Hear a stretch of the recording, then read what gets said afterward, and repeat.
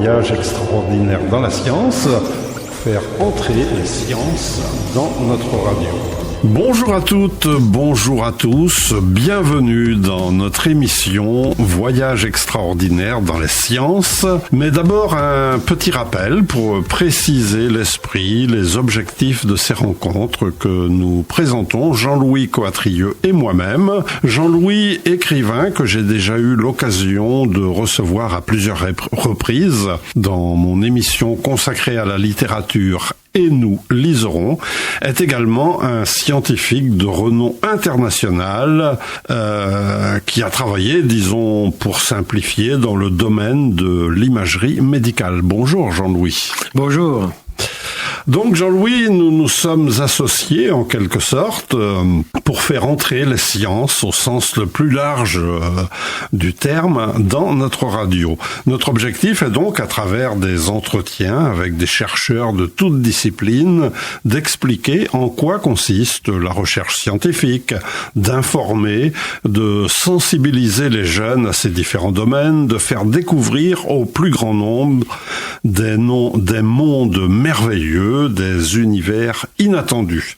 D'ailleurs, vous me disiez, Jean-Louis, que c'est une des dimensions du rôle dévolu aux chercheurs, aux universitaires, que de sortir des laboratoires pour partager vos travaux avec le grand public. Tout à fait. C'est à travers des conférences qui peuvent se faire dans des lieux un peu magiques, des théâtres par exemple, comme à Saint-Malo.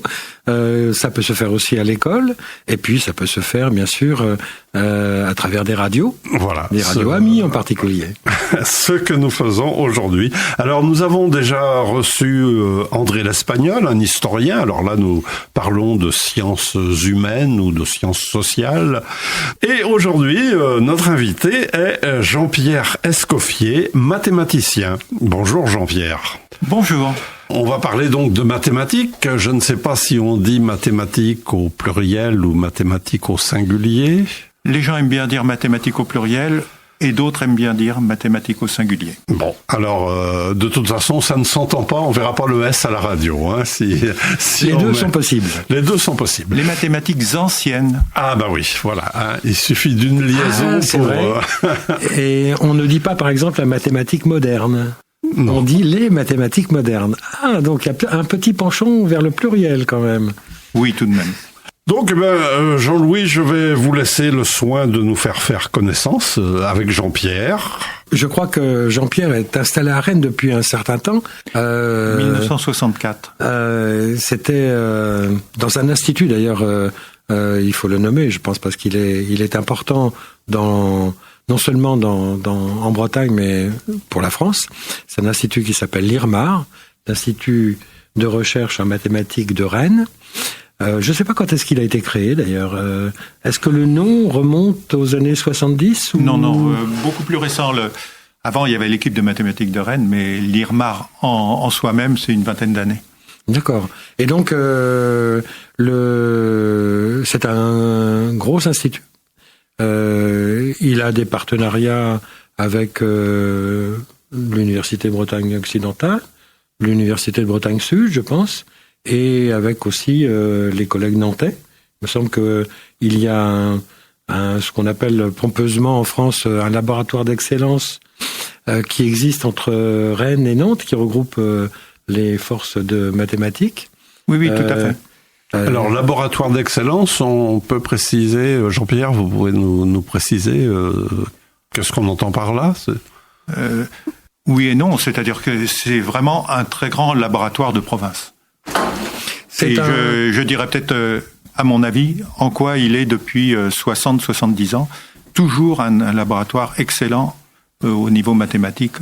Alors que les mathématiques sont un domaine évidemment très compétitif, très concurrentiel au niveau mondial. Donc je faisais allusion au laboratoire d'excellence qui s'appelle LeBeg, qui est une sorte de reconnaissance de l'excellence au niveau national et qui ces laboratoires d'excellence existent dans toutes les disciplines. En Bretagne, il n'y en a pas beaucoup. Il y a l'Institut LeBeg, dont on vient de parler. Il y a le LabEx ComInLab qui couvre à la fois le traitement de l'information, télécommunications et l'informatique, et une partie des mathématiques appliquées d'ailleurs. Et puis il y a un autre laboratoire d'excellence qui correspond à la mer et qui est basé à Roscoff, et évidemment à l'Université Bretagne occidentale.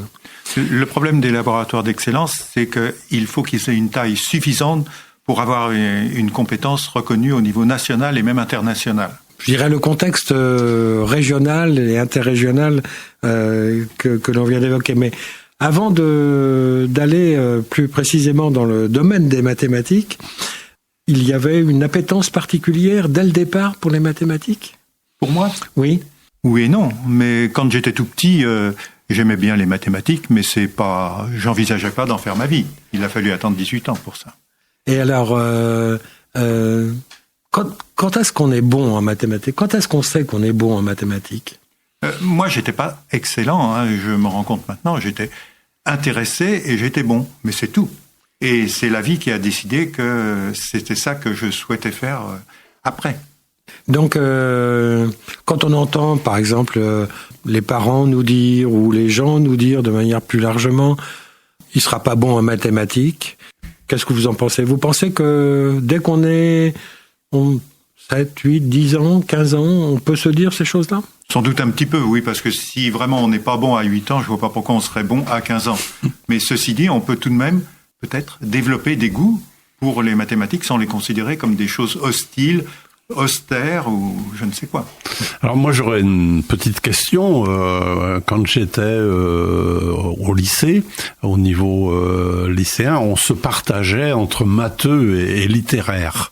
Et il y avait une sorte de fierté pour les littéraires, de dire ouais nous on est des littéraires, et les matheux de l'autre côté du ouais pareil, hein, chacun défendait son morceau si je puis dire. Est-ce qu'il y a vraiment une différence ? Alors est-ce qu'il y a des cerveaux, ma question va peut-être vous paraître naïve, est-ce qu'il y a des cerveaux qui sont plus prédisposés voilà, aux mathématiques et d'autres plus prédisposés à la littérature, à la poésie, à l'art en général, ou est-ce que tout le monde est fait pareil finalement ? Certainement que tout le monde n'est pas fait pareil. Mais l'histoire décide un peu pour nous, par nos goûts, par nos rencontres, par une chose, un petit détail à un moment qui vous oriente d'un côté, puis on peut plus revenir de l'autre, peut-être. Mais on peut aussi bien rester aussi bien admirateur et amateur de la poésie, de la littérature, de l'histoire, de la géographie, et des mathématiques et de la physique et de tout. Tout est intéressant, tout est passionnant. Les mathématiques, c'est comme beaucoup d'autres disciplines. S'il y a un pluriel, c'est qu'il a une signification aussi. Il y a derrière les mathématiques, il y a beaucoup de disciplines différentes, beaucoup de champs différents. Comment on pourrait les décrire rapidement, hein, bien entendu ? Est-ce qu'une décomposition entre algèbre et numérique, déjà, et calcul numérique, a du sens et en quoi ces mondes-là consistent exactement ? Moi, je crois que les Grecs ont inventé le raisonnement mathématique et on faisait des mathématiques avant eux, les Babyloniens, etc. Mais la logique, la rigueur, c'est vraiment typiquement l'essence des mathématiques. Après, les mathématiques sont extraordinairement diverses entre la théorie des nombres, la géométrie, qui existait déjà du temps des Grecs, et puis d'autres choses comme l'analyse, l'étude des fonctions, des équations différentielles ou des choses comme ça, qui naissent au XVIIe siècle. Il y a tout de même une parenté extraordinaire on se sent à l'aise dans les uns et dans les autres, même si on est spécialiste d'un domaine et pas d'un autre, parce qu'on ne peut pas tout dominer. Mais c'est quand même une diversité extrêmement riche qui s'est déployée peut-être aussi avec le temps. Absolument. Et alors, dans l'histoire, par exemple, on dit toujours que, enfin, je pense que c'est très approximatif ce que je raconte là, mais on dit toujours que les Arabes ont été importants du point de vue des mathématiques, que la Chine aussi a apporté beaucoup. Sur l'histoire, alors, est-ce qu'on peut l'évoquer un petit peu pour savoir comment tout ça s'est mis en forme finalement dans le temps ? On peut évoquer, mais quand on regarde la préhistoire sur laquelle on n'a aucun élément historique, on voit bien déjà que les gens faisaient des mathématiques un tout petit peu à leur manière. Il suffit de regarder les peuples d'Amazonie ou autres, les peuples dits primitifs.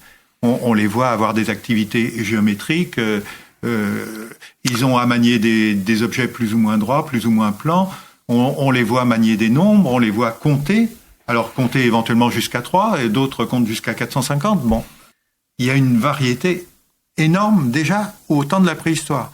Puis ensuite, on voit naître les mathématiques dans la période des années moins 5000, moins 4000, moins 3000, chez les Sumériens d'abord, chez les Babyloniens ensuite. Ensuite, ça passe, c'est tout de même géographiquement proche comme domaine, ça passe vers les Grecs et les Égyptiens apportent aussi leur contribution. Et puis ensuite, il y a toute une histoire. Et effectivement, à un moment, entre les années, disons, 700 et 1500, les Arabes jouent un rôle important qui a ensuite été oublié. Et pourquoi oublier alors ? Parce que est-ce que c'est une question ? Parce qu'il y a eu la floraison des mathématiques en Occident, et puis que le passage s'est fait non pas sur des livres, mais quasiment sur quelques textes qui avaient réussi à passer la cloison entre le monde arabe et le monde occidental. Et la Chine alors ? Parce que j'avais aussi en mémoire moi que les Chinois avaient été à un moment donné eux aussi très avancés. Ils ont fait des choses vraiment remarquables aussi. Mais c'est pas venu jusqu'à nous vraiment. Et au XVIIe siècle, quand les jésuites sont allés en Chine, ils ont apporté les livres de mathématiques dont ils disposaient. Et il y a un truc que je trouve assez amusant, c'est que les Chinois ont dit « Vos livres sont très intéressants, donnez-les nous ». Ils les ont recopiés, et quand les jésuites ont vu ce qu'ils avaient recopié, ils avaient recopié les propositions, mais pas les démonstrations. Pour eux, c'était pas utile.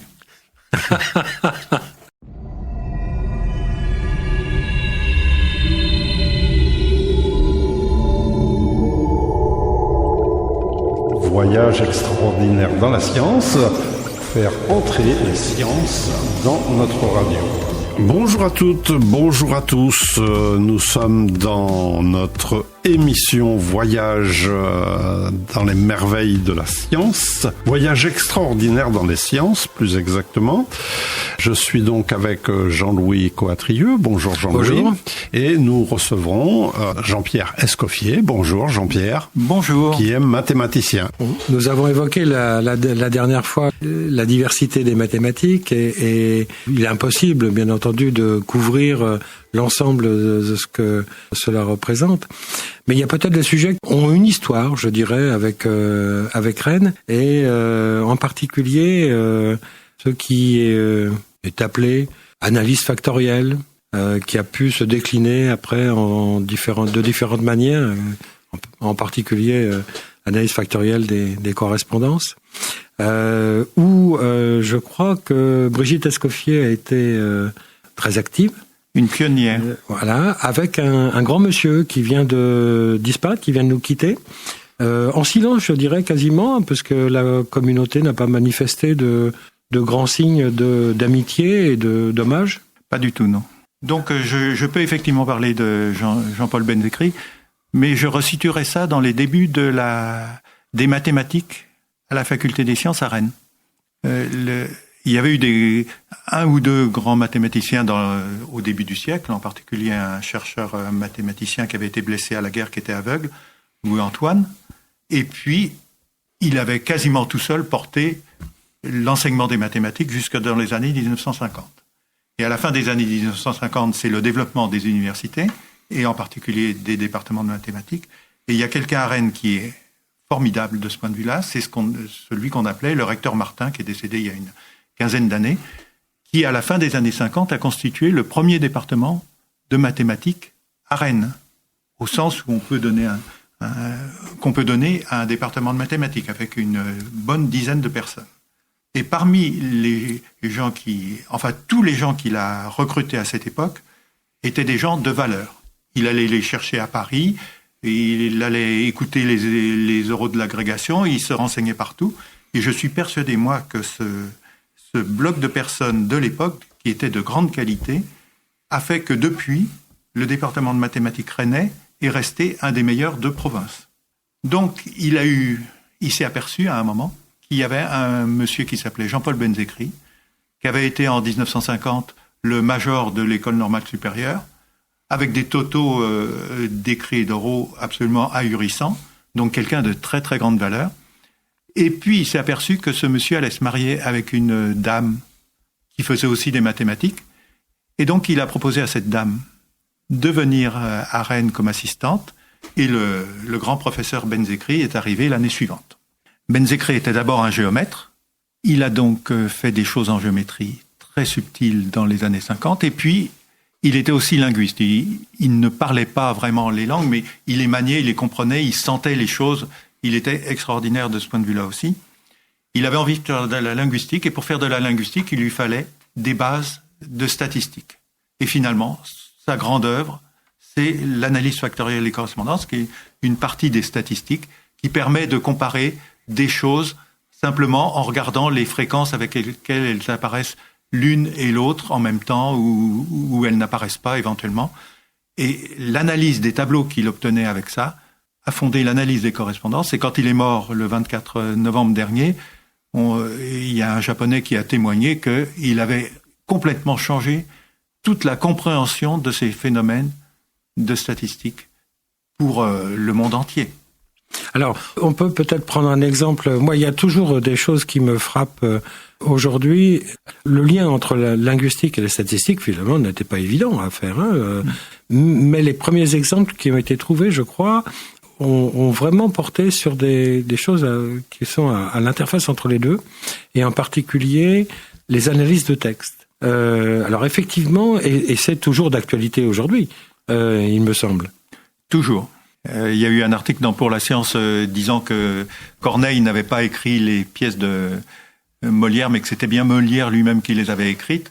Ces gens-là, me semble-t-il, n'avaient pas lu Benzekri, mais en tout cas, c'était dans le sens des travaux qu'il faisait il y a déjà 60 ans. Plus précis encore, imaginons qu'on ait deux textes et qu'on veuille savoir si ces deux textes sont proches l'un de l'autre, s'ils ont des similarités. Autrement dit, que quelque part, la distance entre deux textes est grande ou n'est pas grande. Comment fait-on avec l'analyse des correspondances ? On regarde si des mots apparaissent dans des contextes ensemble ou pas ensemble. On compte le nombre de fois. On obtient des tableaux. On regarde par exemple le vocabulaire des pièces de Phèdre. Les gens disent moi, ils disent vous, ils disent monseigneur. Et on regarde qui dit quoi et combien de fois. Et l'analyse du tableau fait retrouver les différents personnages d'une façon extraordinairement claire. Bon, il y a quelques filtrages quand même qui sont faits. Je vais rassurer les auditeurs. On enlève, je pense, les articles. Non. C'est les mots choisis pour les pièces de Racine. C'était quelques mots seulement. Ah oui. Moi, vous, Seigneur, etc., qui introduisaient et qui reflétaient évidemment les relations entre les personnages. Mais il y avait d'autres mots qui étaient, je ne m'en souviens plus exactement de cet exemple, il y avait d'autres mots qui étaient plus banals. Moi, j'ai utilisé ça avec quelqu'un que vous connaissez, qui est Michel Carbaol, qui est aussi un grand pratiquant, je dirais, de l'analyse factorielle des correspondances. Je le connais depuis toujours. Sur des recherches de textes, finalement, sur le web ou dans des bibliothèques numériques, à partir des résumés. Donc, chaque texte a un résumé et ces résumés sont accessibles indépendamment du reste du texte.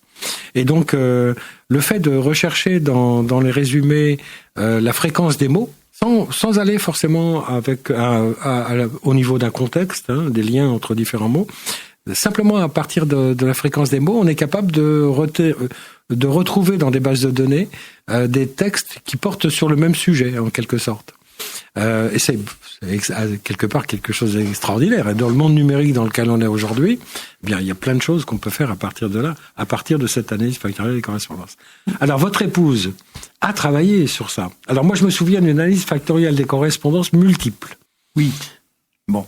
Mais, qui était une extension d'une certaine manière. J'ai peur qu'en insistant sur l'exemple des textes, on ne décrive pas exactement la démarche de Benzekri, parce que ces tableaux qu'il analyse sont aussi bien des tableaux de vocabulaire que des tableaux en économie, que des tableaux en biologie, que des tableaux... Enfin, il a couvert un champ extraordinaire, et il a, par exemple, pendant 20 ans, édité une revue où il écrivait quasiment tous les articles, donc ça fait des dizaines de milliers de pages, et où les exemples foisonnent de tous les côtés. Les médecins ont utilisé dès les années 60 pour étudier l'hémochromatose et la cirrhose, pour les comparer, des méthodes d'analyse factorielle.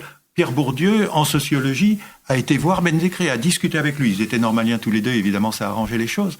Bon. Donc, cette effervescence, cette diffusion partout, à des endroits, vous ouvrez le monde, éventuellement, vous avez un graphique, ça vient de l'analyse factorielle des correspondances, plus personne ne vous le dit.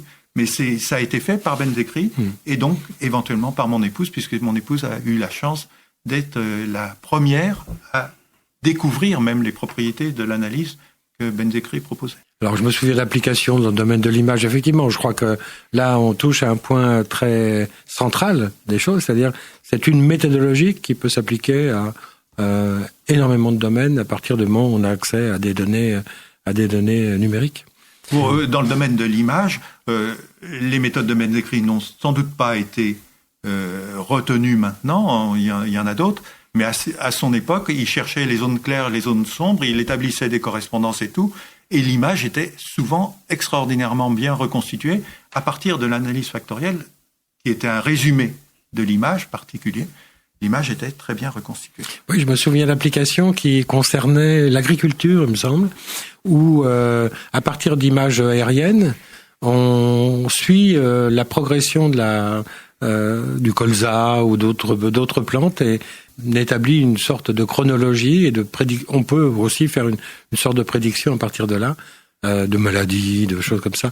C'est cette diversité là d'applications qui est assez extraordinaire. Si vous parlez de l'agriculture, les comparaisons d'engrais, les comparaisons de toutes les pratiques agricoles peuvent faire sujet chacune d'analyse factorielle pour les comparer, pour voir celles qui sont les plus intéressantes, celles qui sont moins intéressantes et tout. Question très naïve.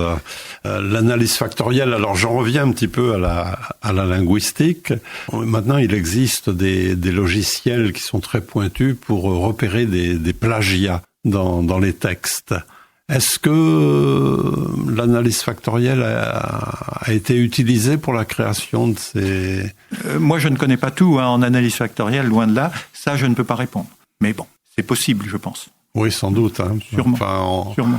En entendant parler tout de suite de Molière et de Corneille. C'est presque une histoire de plagiat et maintenant on les détecte facilement. Dans les travaux d'étudiants, c'est très facile de repérer des plagiats, par exemple. Oui, mais les méthodes sont différentes. Là, c'est Ouais. pas de l'analyse factorielle. Oui, parce que dans le plagiat, c'est plus un mot, c'est plus la fréquence d'un mot, c'est plus non plus le contexte des quelques mots qui sont autour. C'est quelque chose de beaucoup plus précis. C'est une copie. Oui, Hein. oui. J'étais en train de lire des textes sur Jules Verne, sur l'Amazonie, et dans un des articles critiques de Jules Verne, il citait l'ensemble des plagiats qu'il a pu faire de différents textes qui l'avaient précédé, etc. Alors c'est sûr que faire ce travail de détection de plagiat sans outils informatiques, ça reste un petit peu compliqué. Mais maintenant, aujourd'hui, avec Oui, mais pour outils Jules Verne, c'est pas des diplomatiques. plagiats, c'est de la copie. C'est de la copie, oui. C'est bien clair. Oui. Oui. Ne touchons pas à ce grand homme. Attends, surtout qu'il est quasiment breton, donc. Oui, il est nantais d'origine, alors disons qu'il est breton. Oui, puis alors il nous a quand même gratifié d'un certain nombre d'ouvrages qui nous font voyager de manière extraordinaire. Aussi. Absolument. Voyage extraordinaire dans les sciences, c'est le nom de notre émission. Mais les voyages extraordinaires, évidemment, c'est Jules Verne.